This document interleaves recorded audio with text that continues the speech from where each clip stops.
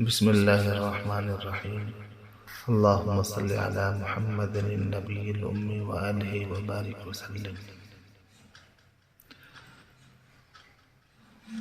کبھی کتے سے بھی سبق مل جاتا ہے۔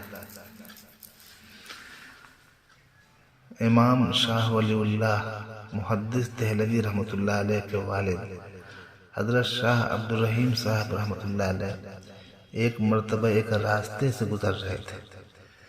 اسی راستے میں دوسری طرف سے ایک کتا آ رہا تھا اور راستہ اتنا تنگ تھا کہ کوئی ایک ہی اس پر سے گزر سکتا تھا۔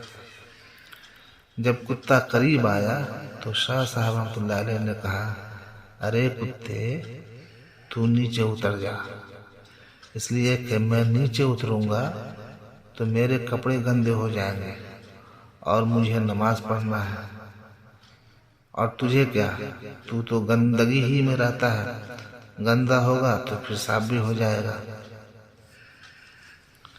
اللہ تعالیٰ نے کتے کو بولنے کی طاقت دے دی۔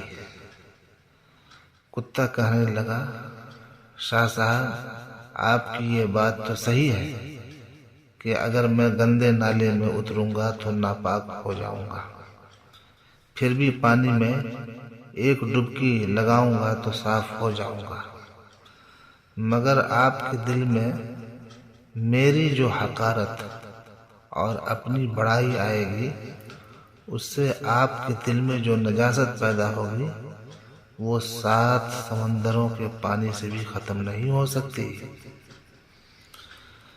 اللہ اکبر۔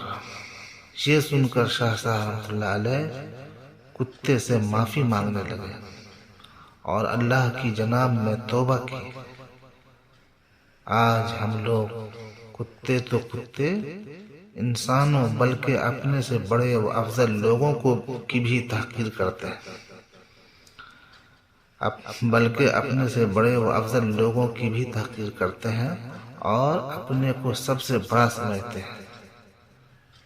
غور کرو کہ ہمارے دلوں کی گندگی کا کیا حال ہوگا۔